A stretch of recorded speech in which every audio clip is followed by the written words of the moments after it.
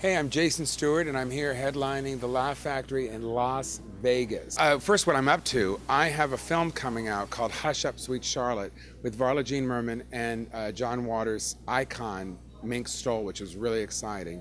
And I play a British journalist. I know that sounds so completely strange.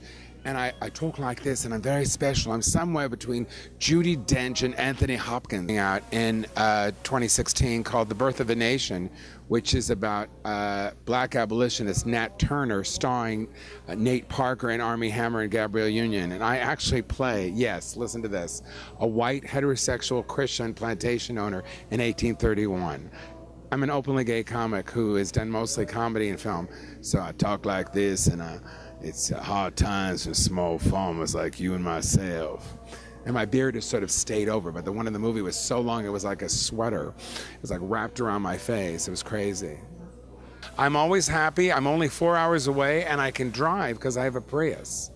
You know, so I love the idea that actual filming for anything, film and television, is done in the United States. I mean, I filmed Birth of a Nation in Savannah, Georgia, and then I was recently in North Carolina for an episode of Sleepy Hollow. So in Rob Schneider's new show called Real Rob, I have a guest part on that, and that'll be on some, I think it's on some internet thing. It ends with licks. I can't say what it is yet. What's some of your favorite movies you've been in? Oh God, what's my favorite movie? I have to say a movie that I actually really loved was a little teeny film that I did called Coffee Date. And it was this sweet film, and I played this office gossip. And I actually got nominated for Best Supporting Actor for a Glitter Award and lost to somebody who was 106 years old or something. It's the only thing I've ever been nominated for.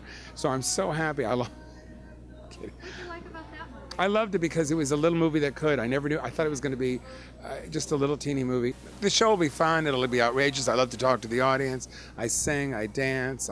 You know, I occasionally cry because some things make me sad. You know, ask me what makes me sad. What makes you sad? The gorgeous guy in the front row that's not going to ask me out. That's really so sad. But hopefully I'll meet the man of my dreams here in Vegas, and I can take him home. You know, I want one that's in the box, though. I don't want one to, you know, I want to take one home in the box. I want them all the plastic because I don't want anybody to touch him when I get him home. I want this one fresh. I start comedy because I wasn't good looking enough to be an actor, and people would look at me and go, you know, in the 80s when I started acting, they just thought there's no way that a gay guy could get a job. And now I just, you know, played a plantation owner in 1831, so the times are changing. But just in those days, you had to, you know, you had to do something else if you were gay. I couldn't get arrested. I couldn't get a job. You know, I'd walk into an office and they'd go, next, you know. So basically you just wanted to prove to yourself that, you know, this is something I can do? No, I didn't want to be a comedian. I wanted to be a serious actor, so, which I still, hey, I'm doing an interview here, quiet. No, I'm sorry, I didn't mean to yell at the people going by. They're very touchy in Vegas. Some people, no, I really never wanted to be a comedian. It just happened. It was just something, I was a funny kid, and I had a manager who talked me into it, and I thought it was a way so people could find me as an actor, and then it helped a lot. It gave me a job when I couldn't get a job when I was a gay kid and was in the closet. And I didn't come out until probably 10 years. So I was on the road as a closeted comedian for 10 years. I used to have a girlfriend, a punk rock girlfriend. She didn't exist. Put my hand out to help out of the car, she put her cigarette out at it. Good night, everybody.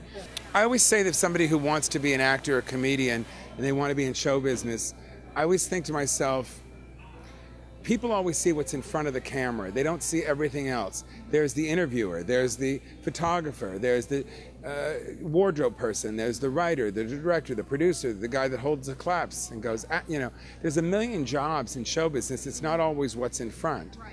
And I think that a lot of people, because they love show business, that's what they think they want to do. Some kid will come over and go, oh God, I love being an actor. I just want to be, God has called me. It's my spirit. What have you done? School plays. Well, honey, you've never acted. You've never been in a movie or TV show. And I mentor kids. I started mentoring kids 9 years ago with the Gay and Lesbian Center with the LifeWorks program. And then all of a sudden, straight kids came, transgender kids, Middle Eastern, girls, boys, all of a sudden. So I've been mentoring 20-somethings, teens and 20-something for around 9 years. And then I created a web series based on it, sort of Louis C.K. meets Curb Your Enthusiasm, called Mentor. And we won a couple awards. We were nominated for 3 Indie Spirit Awards, and we won Best Supporting Actress. My best friend Alexandra Paul plays Alexandra Paul, and she plays the meanest version of herself. And I play an over 40 actor, comedian, gay who thinks his life is over. And I meet this young straight kid, and he wants me to mentor him. And basically, I feel like, I don't know where I'm going and what I'm doing, and I'm mentoring him, and then he starts to mentor me. So it's really sweet. It's funny. Go to jasonstuart.com, STUART, and everything's there. All my social media, all my tweeting and my twatting and my licking and my tasting, and my Instagram and my graham crackers and my animal crackers and my mother, and just a shoe is there. Hey, thanks for watching Vegas Scene and Scene.